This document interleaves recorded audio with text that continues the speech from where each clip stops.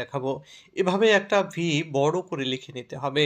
এই ভি এর ২ টা বাহুর সঙ্গে আমরা পালকের যে লাইন থাকে সেরকম লাইন সংযুক্ত করে ২ টা পালক ১ম এ এঁকে দিব।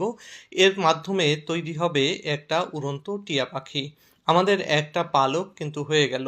অন্য আরেকটা পালক একইভাবে পিছনের দিকে এরকম বাঁকা, বাঁকা লাইনের মাধ্যমে পালকগুলো দিয়ে আমরা নিচ পর্যন্ত এভাবে নিয়ে আসবো। এরপরে ভি এর সেন্টার পয়েন্ট থেকে একটা লাইন এরকম সামনে নিয়ে আসবো। এরপরে আমরা উপরের দিকে টিয়া পাখির গলা এবং পরে মাথা এভাবে দিয়ে নিবো। এরপরে একটা বাঁকা লাইন ভিতরের দিকে দিয়ে দিব, যেখানে আমরা টিয়া পাখির ঠোঁট আঁকবো। এরপরে গলার লাইনটা দিয়ে পেটের দিকে একটু চওড়া করে নিচের দিকে নামিয়ে নিয়ে আসবো।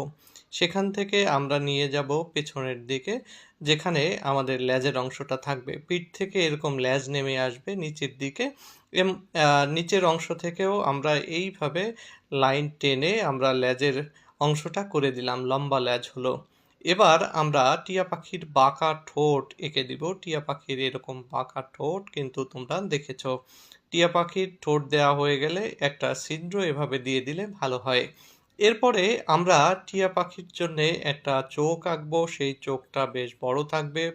মণিতে একটা হাইলাইটস পয়েন্ট রেখে দিব। এবার গলায় ২ টা দাগ দিয়ে দিব। তোমরা দেখেছ টিয়া পাখির গলায় প্রায় লাল রঙের একটা বেল্টের মতো থাকে। এরপরে আমরা যেহেতু উড়ন্ত টিয়া পাখি, তার পায়ের নখগুলো দিয়ে দিব। পা ভাঁজ করার পরে এরকম নখ দেখা যায় ছোট, ছোট করে।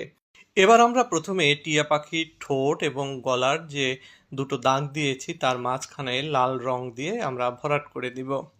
এরপরে আমরা সবুজ রং দিয়ে টিয়া পাখির বাকি অংশটুকু রয়েছে সেটা রং করব। রং করার সময় আমরা ডান হাত দিয়ে যারা করি তারা বাম সাইড থেকে রং করলে ভালো হয়।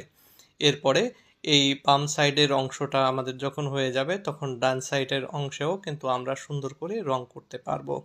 এখন ডান সাইডের অংশে করলে আমাদের কিন্তু হাতে রং লাগছে না। আগে যদি আমরা ডান সাইডে করে ফেলতাম, বাম সাইডে রং করতে গেলে হাতে রং লাগার সম্ভাবনা থাকতো। তো বন্ধুরা, এভাবে আমরা রং করছি।